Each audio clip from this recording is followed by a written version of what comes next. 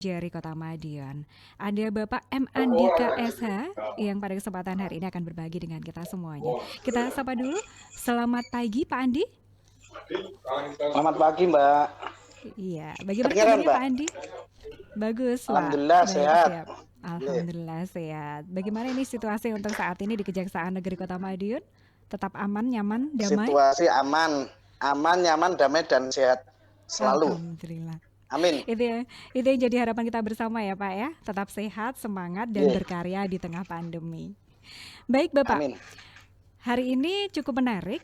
Ini obrolan kita yang akan kita hadirkan untuk sahabat Suara Madiun semuanya, yaitu tentang mekanisme pembayaran denda tilang di Kejaksaan Negeri Kota Madiun. Nah, ini untuk sahabat Suara Madiun semuanya yang mungkin pada kesempatan kali ini juga ingin bergabung secara langsung ataupun juga ingin bertanya mengenai mekanisme pembayaran denda tilang di Kejaksaan Negeri Kota Madiun. Silahkan Anda bisa meninggalkan komentar Anda di YouTube Madiun Today ataupun di fanpage pemerintah Kota Madiun ataupun bergabung bersama kami di WhatsApp di 081 556451817 atau juga bisa langsung bergabung di telepon di 461817. Pak Andi, sendirian Ya Mbak. saja ini? Iya, Tidak ada yang sendirian Mbak. menemani. Oh. Baik, Pak Andi ini adalah Kepala Seksi Tindak Pidana Umum. Sudah berapa lama ini Pak di Kejari Kota Madiun? 1 tahun pas. 1 tahun. Kalau Ini, untuk di Kejaksaan sendiri ini memulai karir sejak tahun berapa Pak? Saya sejak 2005. 2005. Penempatan Okay. pertama di Kejaksaan Negeri Kota Baru. Okay. Kota Baru, Kalimantan Selatan. Kalimantan Selatan. Terus sejak 2005 terus sampai setelah dengan itu 2005 sampai dengan 2008. 2008, 2009 sampai 2009 pindah ke Cilegon sebagai Kasubsi Sospol di Kejaksaan Negeri Cilegon. Terus pindah lagi ke Kalimantan Selatan di Kejaksaan Negeri Marabahan sebagai Kasibidum, Kasih Tindak Pidana Umum. Terus pindah lagi ke Jombang sebagai Kepala Seksi Tindak Pidana Umum. Pindah lagi ke 2015 pindah ke Samarinda sebagai Kepala Seksi Perdata dan Tata Usaha Negara. Tahun 2018, 2019 pindah ke Kejaksaan Negeri Jogja sebagai Kepala Seksi Perdata dan Tata Usaha Negara. Dan tahun 2020 pindah ke Madiun sebagai Kasibidum. Sampai dengan saat ini ya pastinya. Kalau aslinya sendiri Pak Andi dari mana nih Pak Andi? Aslinya Jogja Mbak. Oh asli Jogja. Oh, menarik sekali ini ya. Perjalanannya begitu panjang dari 2005 sampai dengan 2021 hingga pada akhirnya sekarang sebagai Kasih Seksi Tindak Pidana Umum di Kejari Kota Madiun. Baik, menarik ini Bapak terkait pidana umum ini. Tentunya warga juga pengen mengetahui lebih luas, lebih dalam lagi terkait tindak pidana umum. Nah, mungkin bisa dijelaskan ini kepada pendengar yang ada di rumah sebelum kita masuk ke materi kita tentang mekanisme pembayaran denda tilang hari ini. Bisa sedikit dijelaskan ini Pak tentang tupoksi pidana umum. Jadi saat ini yang Pak Andi berada di Kejari Madiun ini. Jadi tindak pidana umum yang di Kejaksaan itu, tupoksinya itu Kejaksaan ini kan diatur berdasarkan Undang-Undang Nomor 16 tahun 2004 Mbak. Dalam Undang-Undang Nomor 16 tahun 2004 itu tindak pidana umum mempunyai di bidang pidana, Kejaksaan mempunyai tugas dan wewenang melakukan penuntutan, melaksanakan penetapan hakim dan putusan pengadilan yang telah memperoleh kekuatan hukum tetap, melakukan pengawasan terhadap pelaksanaan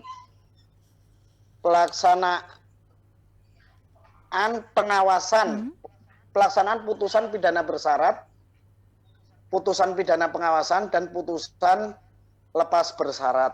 Itu salah satunya tugas fungsi wewenang kejaksaan di bidang pidana ya. Oke. Dalam peraturan Jaksa Agung per 6/006/A/JA/07/2017, tugas dan fungsi bidang tindak pidana umum menurut peraturan Jaksa Agung, tugasnya seksi tindak pidana umum mempunyai tugas melaksanakan dan mengendalikan penanganan perkara tindak pidana umum yang meliputi penuntutan, pemeriksaan tambahan, penuntutan, penetapan hakim, dan putusan pengadilan, pengawasan terhadap pelaksanaan pidana bersyarat, pidana pengawasan, pengawasan terhadap pelaksanaan putusan lepas bersyarat, dan tindakan hukum lainnya. Fungsinya, 1, penyiapan bahan penyusunan rencana dan program kerja, analisis dan penyiapan pertimbangan hukum penanganan perkara tindak pidana umum. 3, pelaksanaan dan pengendalian penanganan perkara terhadap pra penuntutan, pemeriksaan tambahan, penuntutan, pelaksanaan penetapan hakim dan putusan pengadilan yang telah mempunyai kekuatan hukum tetap, eksaminasi serta pengawasan terhadap pelaksanaan pidana bersyarat, pidana pengawasan terhadap pelaksanaan keputusan pembebasan bersyarat dan kebijakan, dan serta tindakan hukum lainnya. Yang keempat, penyiapan pelaksanaan koordinasi dan kerjasama dalam penanganan perkara tindak pidana umum. 5, pengelolaan dan penyajian data dan informasi. 6, penyiapan pelaksanaan bimbingan teknis penanganan perkara tindak pidana umum di daerah hukumnya. 7, pelaksanaan pemantauan, evaluasi, dan penyusunan laporan penanganan perkara tindak pidana umum. Oke, baik. Itu Mbak, tugas dan fungsinya tindak pidana umum. Ini cukup luar biasa ya, karena melaksanakan dan juga di bidang pengendalian untuk tindak pidana umum ini. Nah, untuk di pidana umum ini sendiri ada berapa subseksi ini, Pak? Subseksi di pidana umum ini ada 3, Mbak. Ada 3. Oke. Yang pertama, subseksi pra penuntutan, yang mempunyai tugas melakukan penyiapan bahan penyusunan rencana dan program kerja, analisis dan pemberian pertimbangan hukum, pelaksanaan penanganan perkara, koordinasi dan kerjasama pengelolaan, penyajian data dan informasi, pemberian bimbingan teknis, pemantauan, evaluasi, dan penyusunan laporan penanganan perkara tindak pidana terhadap orang dan harta benda pada tahap pra penuntutan. Yang kedua, subseksi penuntutan, dan yang ketiga, subseksi eksekusi dan eksaminasi. Oke, baik. Ya, tindak pidana, kalau kita berbicara tentang tindak pidana itu sendiri, Pak, sebenarnya yang dimaksud dengan tindak pidana itu yang seperti apa sih, agar masyarakat juga mengetahui bahwa ternyata apa yang saya lakukan ini salah dan masuk ke dalam ranah pidana. Nah, ini yang dimaksud dengan tindak pidana itu yang seperti apa ini, Pak? Yang jelas tindak pidana itu perbuatan yang dilarang oleh undang-undang, Mbak. Yang ada ancaman pidananya. Jadi secara umum tindak pidana itu, perbuatan itu dilarang dan ada ancaman pidana, gitu loh. Misalnya kita tidak Oke, baik. Iya, sahabat Suara Madiun, ini masih ya? Memukul orang apabila itu kan diatur itu dalam undang-undang, dalam undang-undang pidana, penganiayaan kan, memukul orang. Jadi kalau misalnya itu diatur dan ada ancaman pidananya tentang penganiayaan itu sendiri. Oke, baik. Jadi itu. Nah, ini tentunya kalau tindak pidana ini tadi disampaikan bahwa apabila orang melakukan kesalahan ini yang melanggar pidana ataupun melanggar aturan, itu sudah masuk ke dalam kategori tindak pidana. Nah, dan ada ancaman pidananya.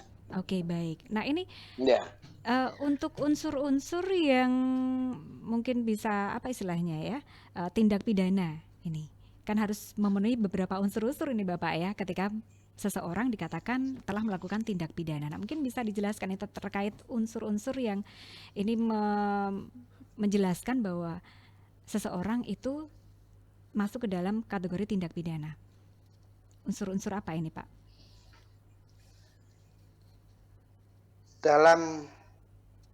Iya. Dalam tindak pidana itu mengenai maksudnya gimana? Unsur-unsurnya itu kalau misalnya ini seseorang dikategorikan masuk ke dalam tindak pidana umum itu ketika memenuhi unsur-unsur apa saja seperti itu. Pasti kan ada unsur-unsur seperti itu ya, Pak ya. Tidak setiap kesalahan itu dikategorikan sebagai tindak pidana umum seperti itu. Nah, mungkin bisa dijelaskan terkait unsur-unsur tadi ini, Pak. Ya. Mengenai unsur-unsur pidana ini, Mbak, ada perbuatan pidana, Mbak. Salah satunya ada perbuatan pidana dan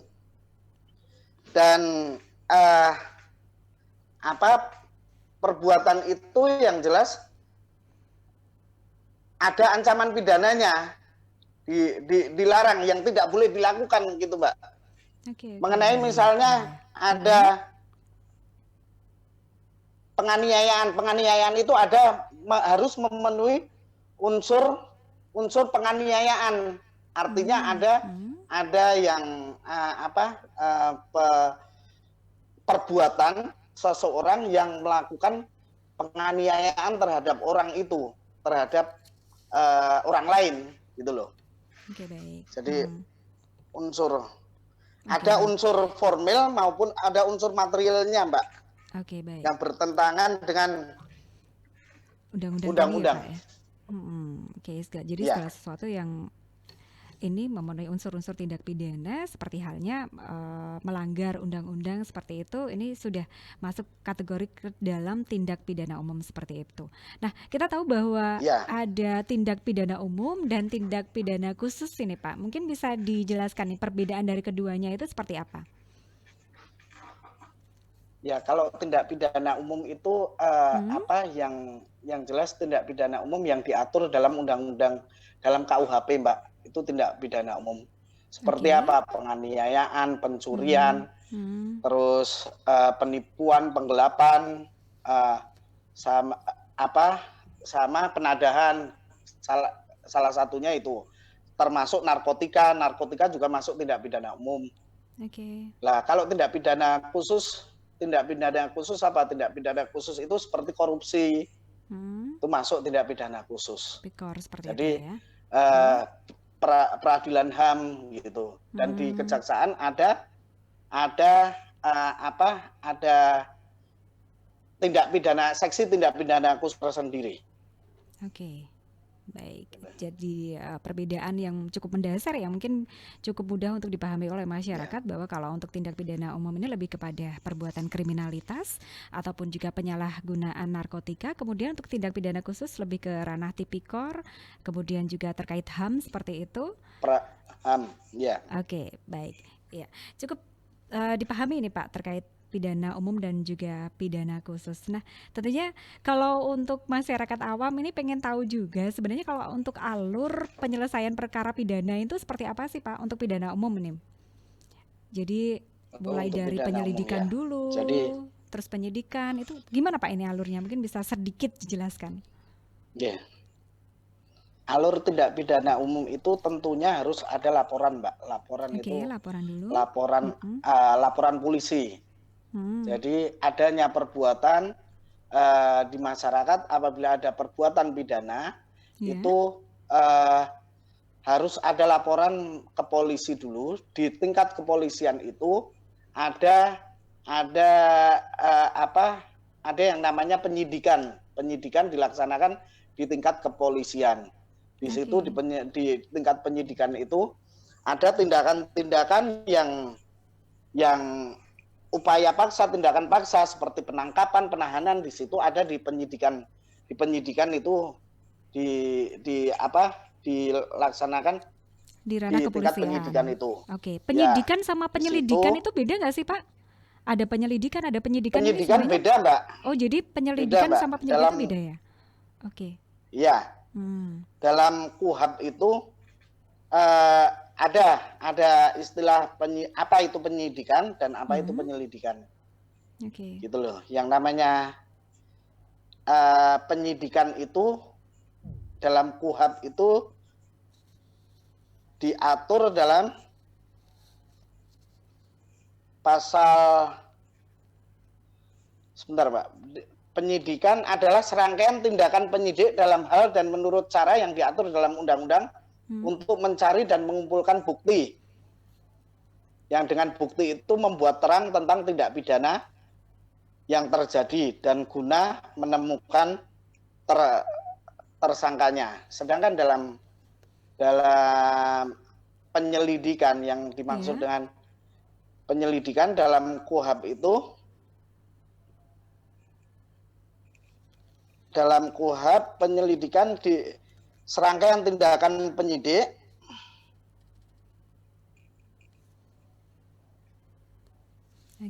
serangkaian tindakan penyidik. Penyelidikan adalah serangkaian tindakan penyidik dalam hal dan menurut cara yang diatur dalam undang-undang untuk mencari serta mengumpulkan bukti. Dalam bukti itu membuat terang tentang tindak pidana yang terjadi guna menemukan tersangkanya. Itu tadi penyidikan. Yang penyelidik, penyelidikan serangkaian tindakan penyelidik untuk mencari dan menemukan suatu peristiwa. Berarti penyelidikan dulu baru penyidikan ya Bapak ya? Penyelidikan dulu baru adanya penyidikan. Dalam penyelidikan ini belum ada tindakan, belum bisa melakukan penahanan. Seperti itu Mbak. Kalau sudah masuk ke dalam tahapan penyidikan itu sudah bisa dilakukan penahanan seperti itu? Iya. Dan itu ranah dilakukan oleh pihak kepolisian. Nah, kalau sudah penyidikan, kepolisian. sudah setelah dari kepolisian di berita acara oleh penyidik di berkas itu kemudian hasil penyidikan itu diserahkan ke kejaksaan. Diserahkan ke kejaksaan. Pada saat pertama itu ada pemberitahuan penyidikan dulu Mbak. Ada pemberitahuan penyidikan yang disampaikan ke kejaksaan dan pada saat setelah dikirimkan surat pemberitahuan penyidikan tersebut, di kejaksaan Kajari, Kepala Kejaksaan Negeri menunjuk JPU untuk mengikuti perkembangan perkara. Setelah adanya surat pemberitahuan penyidikan, dimulainya penyidikan, penyidik melakukan pemberkasan dan setelah pemberkasan berkas selesai dikirim ke kejaksaan untuk dilakukan penelitian berkas perkara. Apabila berkas perkara itu ada kekurangan, diteliti sama jaksa ada kekurangan, berkas perkara itu kita kembalikan yang namanya dengan P18 atau P19. Tentunya setelah perkara itu dikembalikan oleh penyidik, diperbaiki apa kekurangannya berkas itu. Setelah berkas ada kekurangan, apabila ada kekurangan dipenuhi, setelah dipenuhi oleh penyidik dikembalikan lagi ke jaksa dan setelah dikembalikan ke jaksa baru dinyatakan lengkap sama jaksa dengan formulir yang namanya P21. Jadi bagaimana itu untuk proses alur dari penyelidikan, penyidikan kemudian masuk ke ranah tindak pidana umum ini ya Pak ya? Baik. Untuk sahabat Suara Madiun silakan ini mungkin juga ingin mengetahui lebih lanjut terkait tindak pidana umum, silakan Anda bisa meninggalkan komentar Anda di YouTube Madiun Today kita live hari ini. Iya, sudah? Baik. Sudah. Untuk sahabat Suara Madiun silakan yang mau bertanya, kita tunggu pertanyaan Anda ataupun atensi Anda bisa meninggalkan komentarnya di YouTube Madiun Today ataupun juga di fanpage Pemerintah Kota Madiun. Nanti kita akan sampaikan langsung kepada Bapak Andi selaku Kepala Seksi Tindak Pidana Umum. Baik sahabat semuanya, selepas ini kita akan bertanya lebih jauh, lebih lengkap. Pasti untuk sahabat Suara Madiun, saya yakin sudah banyak sekali pertanyaan ini kepada Pak Andi ini ya, terkait mekanisme pembayaran denda tilang di Kejaksaan Negeri Kota Madiun seperti apa, bagaimana tata caranya, mekanismenya seperti apa, kita akan sampaikan lebih lanjut. Jangan pindah frekuensi, tetap bersama kami di 93 FM LPPL Radio Suara Madiun dan juga di fanpage pemerintah Kota Madiun dan di YouTube Madiun Today, masih bersama di program Jaksa Kota.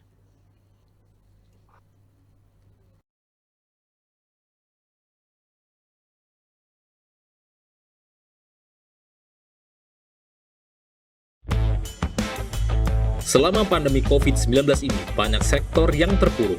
Salah satunya adalah sektor perekonomian. Dalam upaya penanganan penyebaran virus COVID-19 di Indonesia, pemerintah pusat mengalokasikan anggaran setidaknya sebesar 405,1 triliun. Alokasi anggaran tersebut digunakan sepenuhnya untuk kepentingan masyarakat, misalnya untuk penyaluran bantuan sosial atau jaringan pengamanan sosial. Sungguh jumlah yang menggiurkan. Penyaluran bansos adalah hal yang rentan berpotensi korupsi dan maladministrasi jika pelaksananya tidak diawasi. Oleh karena itu, Pemda dalam hal ini pada bagian pelaksana teknis pelayanan publik harus mengedepankan transparansi dan akuntabilitas dalam pemberian bantuan sosial dalam bentuk menjamin keterbukaan akses terhadap data penerima bantuan sosial. Masyarakat juga harus proaktif mengawasi penyaluran bantuan sosial atau bansos bagi mereka yang terkena dampak COVID-19. Jika melihat adanya indikasi pungli, awasi dan laporkan segera.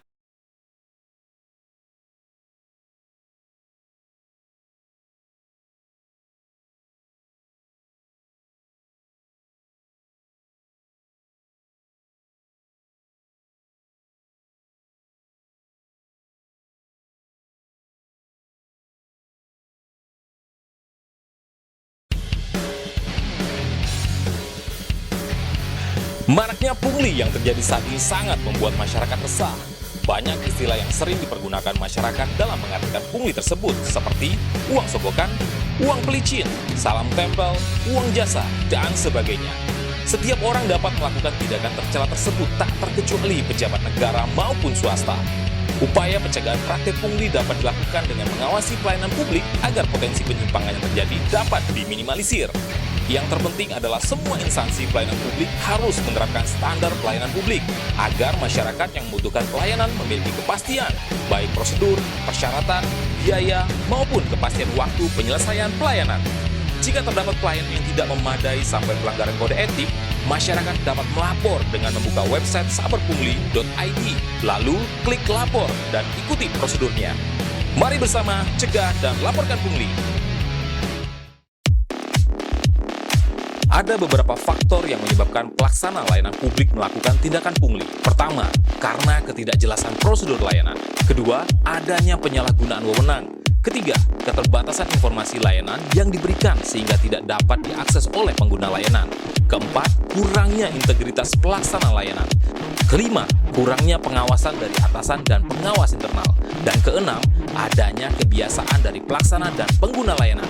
Oleh karena faktor itu, pelaksana layanan publik selalu memaklumi pungli. Eits, hati-hati, masyarakat kini sudah cerdas dan saber pungli siap beraksi.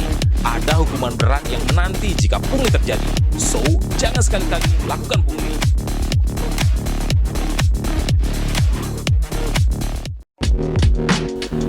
Duh, sadar nggak sih? Gara-gara pungli, masyarakat jadi benar-benar susah.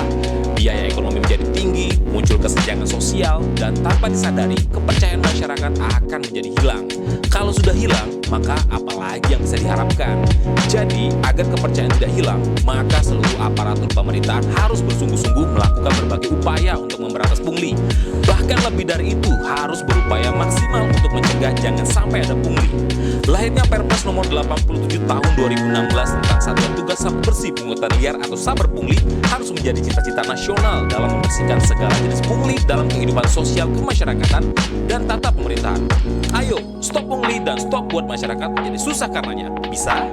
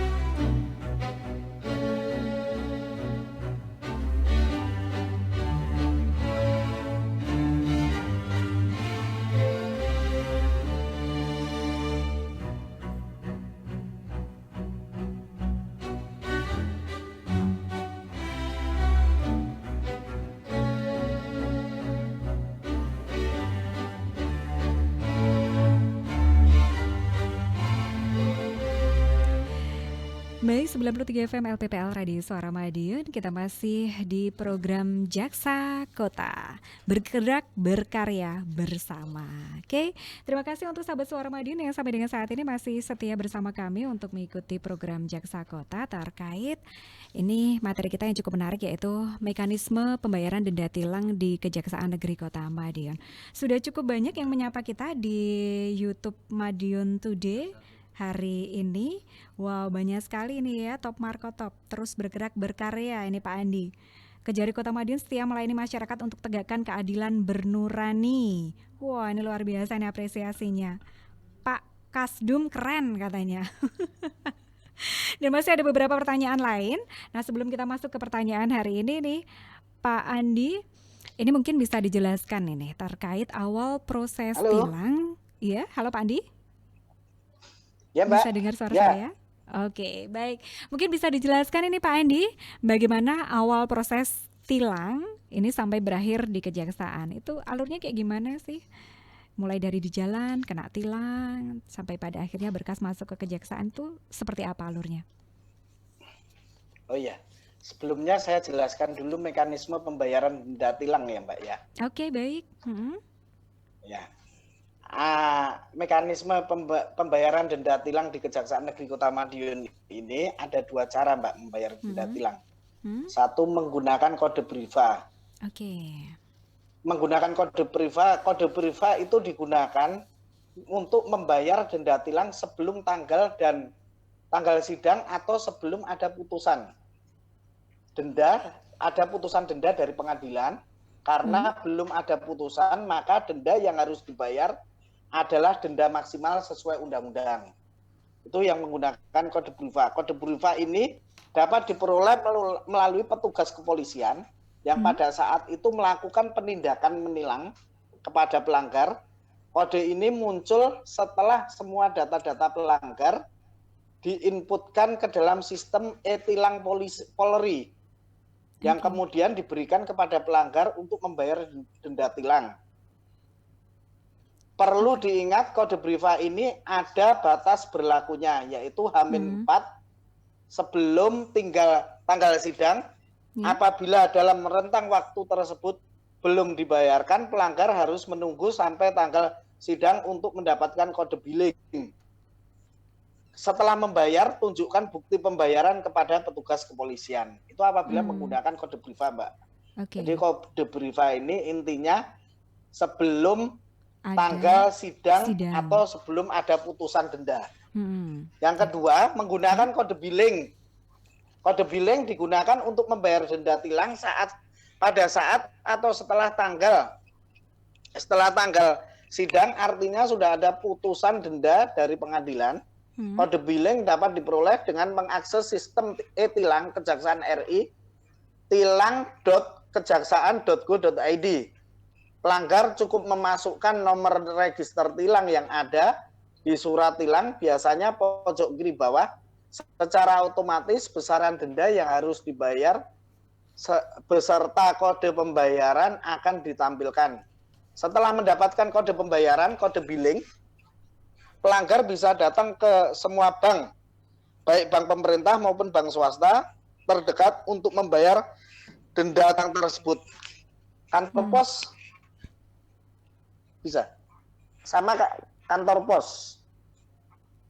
Kejaksaan RI bekerja sama dengan 150 lebih bank di seluruh Indonesia. Bisa juga dibayarkan melalui Bukalapak, Tokopedia, GoPay, Link Aja, kantor pos maupun Indomaret. Oke, baik.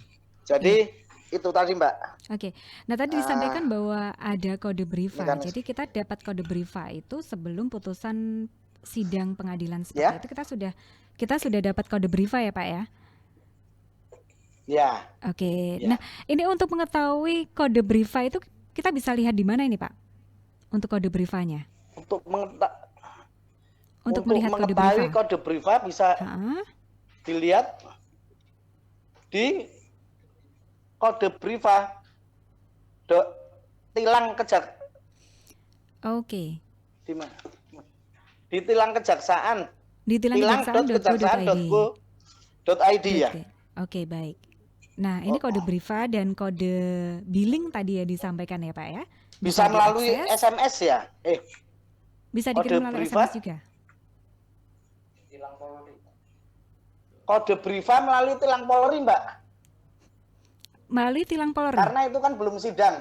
Iya, karena kan itu belum sidang, belum ada putusan. Oke, ini biasanya apakah tertulis di slip tilang itu Pak? Untuk kode Brivanya? Atau seperti apa? Gimana? Kode Briva itu biasanya tertera di slip tilang dari Pak Polisi itu Pak. Kalau untuk kode Briva dapat diperoleh melalui petugas kepolisian yang pada saat itu melakukan penindakan baik. kepada pelanggar. Nah, baru kemudian setelah ada putusan sidang, kode ini muncul setelah semua data-data pelanggar diinputkan ke dalam sistem e-tilang Polri. Oke, baik. Ya, baru kemudian muncul yang namanya kode billing. Ini berarti kalau sudah ada kode billingnya, itu berarti sudah melalui tahapan sidang pengadilan ataupun sudah melalui putusan. Seperti itu ya Pak ya? Ya. Oke. Dan kode billing ini bisa diakses di tilang.kejaksaan.go.id seperti itu. Nah, biasanya rentang waktu dari penindakan penilangan saat di jalan sampai dengan keluarnya kode billing ini sampai berapa hari, Pak? Rentang waktu dari penindakan? Iya, penindakan penilangan. Sampai keluarnya kode billing. Kode billing, iya. Ini biasanya berapa hari? Berapa hari? Ya setelah sidang ya. Setelah sidang. Kode billing itu keluar pada saat sidang, Mbak. Oke, baik. Oke. Nah, ini mungkin bagi sahabat Suara Madiun ini bisa dijelaskan gitu ya. Jadi kalau misalnya Anda melakukan tindakan pelanggaran, mungkin pelanggaran tilang di jalan, Anda kena tilang, ini mungkin ada kode Briva, ini bisa langsung dibayarkan seperti itu. Terus kemudian kalau misalnya Anda menunggu tahapan persidangan, itu akan mendapatkan kode billing yang bisa diakses di tilang.kejaksaan.go.id. Dan ini bisa dengan sangat mudah sekali nih ya Pak Andi untuk cara membayarkannya, karena sudah bekerja sama dengan 150 lebih bank itu tadi ya di seluruh Indonesia. Iya, bisa dibayar melalui Bukalapak, Tokopedia, OVO, GoPay, Link Aja, kantor pos maupun Indomaret juga bisa. Nah untuk pengambilan barang buktinya gimana nih Pak? Kita bayarnya sudah memakai e-money atau elektronik? Saya tambahkan ya sebelumnya. Pelayanan tilang di kantor Kejaksaan Negeri Kota Madiun. Selama pandemi COVID-19, pelayanan tilang di kantor Kejaksaan Negeri Kota Madiun dibuka setiap hari Senin sampai dengan Jumat, pukul 8 sampai dengan pukul 12 saja. Jumat pukul 8.30 sampai dengan 11.30 untuk hari Jumat. Khusus hari Kamis, pembayaran bisa dilakukan di kantor Kejaksaan Negeri Kota Madiun. Ada petugas BRI yang standby di kantor. Oke, baik. Terus pelanggar dapat melihat besaran denda tilang berikut kode pembayaran dengan mengakses sendiri melalui link tilang.kejaksaan.go.id atau bisa juga dibantu petugas Kejari Kota Madiun yang sudah disiapkan. Setelah membayar denda tilang, pelanggar dapat mengambil barang bukti yang disita dengan menukarkan bukti pembayaran kepada petugas tilang. Untuk menghindari kerumunan, pelanggar dapat memanfaatkan layanan antar barang bukti. Pelanggar cukup datang ke kantor pos terdekat, BB tilang akan dikirim sampai alamat tujuan. Untuk syarat-syarat cukup membawa surat tilang asli, fotokopi identitas diri, dan mengisi form yang sudah disediakan. Untuk biaya ongkirnya sebesar 15.000 untuk kesediaan untuk karesidenan Madiun. 17.000 untuk wilayah Jawa. Ya, untuk 17.000 rupiah untuk wilayah Jawa Timur dan untuk luar Jawa Timur. Dan untuk luar Jawa Timur tarif menyesuaikan, Mbak. Oke, baik. Jadi dia melayani pengantaran sampai dengan Provinsi Jawa Timur dan bahkan untuk luar Jawa Timur seperti itu ya Pak ya? Oke, baik. Ini sudah banyak sekali ini yang bergabung dengan kita di YouTube Madiun Today. Ini banyak sekali ini yang memberikan semangat juga untuk Kejari Kota Madiun. Kejari Kota Madiun hebat Nah, oke. Dari akun Desa Bumi, ada pertanyaan ini Pak Andi. Bisa bayar di kantor pos juga nggak? Caranya bagaimana? Kalau misal diwakilkan boleh atau tidak? Terima kasih sebelumnya. Ya. Ini gimana Pak? Iya Mbak, bisa bayar di kantor pos, bahkan bisa dibayar melalui Indomaret juga bisa Mbak. Bukalapak, Tokopedia, GoPay juga bisa dibayarkan itu. Tentunya kalau melalui yang aplikasi harus ada aplikasi itu. Oke. Gitu loh. Kalau jadi mudah aja ya kantor pos caranya. Bisa diwakilkan, tapi asal membawa surat tilang asli sama data diri. Ya, Oke, jadi bisa diwakilkan ya, tidak perlu datang sendiri, tapi boleh siapapun asal kartu identitas dibawa, kemudian juga bukti surat tilang aslinya jangan lupa untuk dibawa. Oke, untuk pertanyaan selanjutnya ini untuk telepon call centernya berapa? Ini mungkin terkait mekanisme pembayaran denda tilangnya Pak, untuk call center dari Kejaksaan berapa? Call center 081 3314 77852. Oke. Sekali lagi saya ulangi 081 3314 77852 ya Bapak ya. Iya. Oke, hotline ini bisa dihubungi 24 jam Pak? On call? Ini jam kerja aja Mbak. Oh, jam kerja aja untuk nomor ini ya. Oh, 24 jam Mbak. Oh, 24 jam. 24 jam ya. Oke, baik. Jadi bisa dihubungi 24 jam. Ini terkait khusus mekanisme tilang saja atau secara keseluruhan Bapak? Ini secara keseluruhan ya. Secara keseluruhan. Secara keseluruhan Mbak. Oke, baik. Ini untuk sahabat Suara Madiun, silakan kalau misalnya ada sesuatu hal yang mungkin ingin dikonsultasikan atau ingin ditanyakan langsung di Kejaksaan Negeri Kota Madiun, Anda bisa menghubungi 081 3314 77852 ya untuk hotline-nya. Oke, kita ke pertanyaan selanjutnya Pak. Ini yang sudah masuk di Facebook atau di fanpage pemerintah Kota Madiun dari Bapak Cuk Jatmiko. Bagaimana dengan kendaraan dengan plat ataupun alamat kendaraan luar kota? Bagaimana dengan mekanisme surat tilangnya dan bagaimana menyelesaikan tilangnya? Terima kasih. Nah, ini mungkin ada pengendara yang dari luar kota melintas di Kota Madiun kemudian kena tilang. Ini gimana ini Pak? Oh iya, untuk pelanggar yang dari luar Kota Madiun itu untuk pembayarannya bisa melalui kantor pos. Kantor pos tempatnya berasal. Oke. Ya, di daerah masing-masing. Nah, jadi nanti untuk pengiriman barang buktinya nanti juga bisa dikirimkan. Oke, seperti tadi yang disampaikan ya untuk Karesidenan Madiun. Dengan adanya ada penambahan biaya ya, ada penambahan biaya yang ditetapkan oleh kantor pos. Oke. Jadi cukup datang ke kantor pos, menunjukkan bukti pembayarannya saja untuk minta BB-nya dikirimkan ke alamatnya. Seperti itu ya Pak ya? Iya. Oke, sangat mudah sekali ini. Oke, sangat mudah sekali ini sahabat Suara Madiun. Jadi ini sangat memudahkan bagi Anda kalau misalnya Anda melintas di wilayah hukum Kota Madiun kemudian terkena penindakan tilang. Jadi Anda tetap bisa membayarkan denda tilangnya di daerah Anda. Kemudian untuk barang bukti nanti akan dikirim. Anda bisa datang ke kantor pos dengan menunjukkan bukti pembayaran tilang. Seperti itu, sangat mudah dan sangat simpel sekali.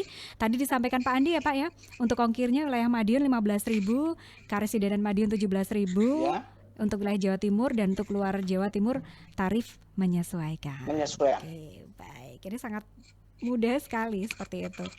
Oke Pak, untuk tilang ini ya, karena ini semuanya sudah e-tilang ataupun sudah elektronik seperti itu.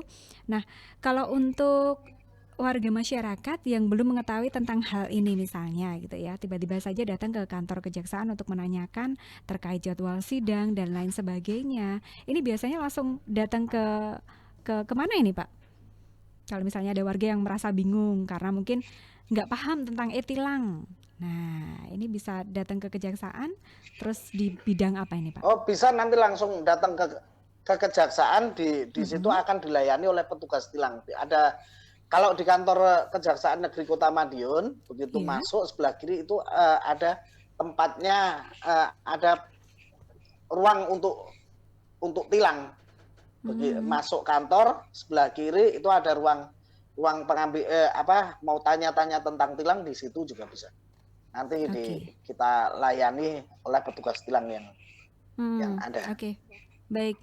Nah, tadi belum disampaikan ini Pak. Sebenarnya masyarakat ini juga banyak yang pengen mengetahui ini terkait proses penindakan tilang di jalan itu sampai dengan masuk barang bukti ke kejaksaan atau berkasnya masuk ke kejaksaan itu alurnya kayak gimana sih sebenarnya yang benar? Karena banyak warga juga yang bertanya-tanya. Oh gitu ya. iya. Oke. Ya, kalau mengenai proses tilang, tentunya tilang lalu lintas ini di jalan awalnya kan polisi melakukan razia menilang apabila ada tindakan. Apabila ada pengendara yang misalnya dalam berkendaraan itu tidak memakai perlengkapan yang sesuai, di jalan polisi melakukan menilang. Kemudian data pelanggar oleh polisi diinput ke sistem e-tilang. Kemudian Polri membuat kode briva, diberikan kepada pelanggar. Nanti pelanggar bisa membayar ke briva atau menunggu tanggal sidang melalui kode e-billing. Setelah itu biasanya ditetapkan 1 minggu setelah tilang itu untuk sidang. Oke, baik. 1-2 minggu, Mbak. 1 sampai dengan Jadi 2 minggu. ditetapkan kapan sidang akan dilaksanakan sidang. Nah, kalau sudah itu pas hari sidang itu bisa langsung diambil ke kantor kejaksaan pas hari sidang itu. Jadi kalau diambil pas di kantor kejaksaan itu atau dibayarkan atau bisa menginput dendanya dulu, lihat dendanya dulu melalui tilang.kejaksaan.go.id tadi. Oke. Nggak perlu datang kan ke kantor kejaksaan, bisa dilihat melalui tilang.kejaksaan.go.id tadi. Apabila sudah dilihat di situ muncul denda, baru dibayarkan ke kantor pos. Terserah dibayarkan ke kantor pos terdekat atau datang ke kantor kejaksaan juga bisa pas hari sidang itu. Oke, baik. Ya. Iya. Untuk Ini ada pertanyaan. Kalau untuk BB-nya? Untuk BB yang mau diambil, yang membayar di kejaksaan bisa langsung diambil di kejaksaan. Langsung sekaligus diambil sekalian untuk barang buktinya ya? Iya. Oke, baik. Ini ada pertanyaan lagi masuk ini Pak. Dari Ibu Ita di Kare. Bapak mau tanya, apabila terkena penindakan tilang kan harus menunggu untuk sidang. Nah, pada saat menunggu proses sidang terus kena tilang lagi, itu gimana Pak prosesnya? Nah, terima kasih Ibu ini yang ada di Kare. Ini mungkin bisa dijawab? Iya. Gimana Mbak? Kan kena tilang. Jadi Bu Inani kena tilang, kemudian barang bukti kan diambil oleh pihak penilang atau dalam hal ini kepolisian. Ya, diambil oleh petugas. Diambil oleh petugas. Nah, pada rentang waktu menunggu persidangan, misalnya katakanlah 1 hari lagi atau besoknya kena tilang lagi, Pak. Terus gimana ini prosesnya? Kan STNK mungkin disita. Apakah itu akan kena tilang lagi atau gimana? Waktu sidang, waktu kena tilang, itu kan tentunya barang bukti kan disita. Ya kan? Kalau barang bukti disita. Setelah itu ada ganti surat kan, surat tilang itu. Dikasih surat tilang. Nah, di situ kan nanti disebutkan sidangnya itu kapan kan. Tadi saya katakan 1 minggu sampai 2 minggu. Oke, baik. Gitu loh. Kapan sidangnya. Nah, untuk ganti barang bukti itu tadi ya pakai kartu tilang itu, Mbak. Tilang itu tadi ya. Nah, kalau misalnya surat tilang itu. Oke, misalnya pada saat penilangan pertama ini kasusnya nggak bawa SIM misalnya, tapi di tilang kedua besoknya kena tilang lagi karena melanggar lampu lalu lintas. Itu gimana Pak? Apakah kena tilang lagi atau seperti apa? Karena pelanggarannya beda. Kalau waktu pertama misalnya kena tilang SIM ya, nggak bawa SIM ya, hari ada kedua rahasia, besoknya, kena SIM ya kan, yang waktu tilang kedua tidak bawa melanggar lampu lalu lintas, bukan melanggar lampu lalu lintas. Ya, nah itu gimana? Biasanya ya tetap kalau proses lagi. Sudah pernah ditilang di situ, tentunya nanti bisa yang diambil barang buktinya motornya, Mbak. Apabila STNK tidak ada STNK, kalau sudah ada STNK, kalau misalnya motor ada STNK, biasanya ditunjukkan, seharusnya ditunjukkan karena sudah ditilang itu harus nunggu sidang itu dulu, Mbak. Baik. Tidak perlu lagi disita barang bukti lain gitu loh. Ya, jadi ditunjukkan aja gitu ya untuk bukti tilangnya. Terima kasih untuk untuk pertanyaannya yang dari Kare. Mudah-mudahan ini bisa mewakilkan apa yang menjadi mungkin pertanyaan dari banyak pihak juga gitu ya. Oke, Pak Andi, ini luar biasa sekali kebersamaan kita di kesempatan hari ini. Banyak sekali ini informasi yang telah dihadirkan kepada seluruh warga masyarakat terkait mekanisme pembayaran denda e-tilang di Kejaksaan Negeri Kota Madiun. Dan jangan lupa sahabat Suara Madiun, kalau misalnya ada sesuatu hal yang mungkin ingin dikonsultasikan ataupun ditanyakan, tadi hotline-nya sekali lagi kita sampaikan di 081314777852. Oke, terima kasih banyak ini Pak Andi untuk kebersamaannya di kesempatan hari ini, sudah bergabung di program Jaksa Kota hari ini. Ya, terima Mbak, kasih banyak untuk sama-sama waktunya. Terima kasih. Iya, insya Allah bisa ketemu lagi di lain kesempatan ya Pak ya. Salam buat teman-teman di Kejari Madiun. Oke, terima kasih. Salam sehat selalu buat warga Madiun ya Mbak, warga Kota Madiun. Baik, siap. Terima kasih Bapak untuk kebersamaannya di hari ini. Baik, sahabat Suara Madiun, terima kasih untuk Anda yang saat ini sedang setia bersama kami di 93 FM LPPL Radio Suara Madiun, ataupun juga yang sudah bergabung di fanpage dan juga di YouTube Madiun Today untuk berbagi dengan kita semuanya. Semoga informasi yang kita hadirkan bisa bermanfaat. Akhirnya saya Rere pamit undur diri dari program Jaksa Kota edisi hari ini, Selasa 23 Maret 2021. Terima kasih untuk kebersamaan Anda. Selamat pagi, terus semangat, salam sehat dan sampai jumpa. Wassalamualaikum warahmatullahi wabarakatuh.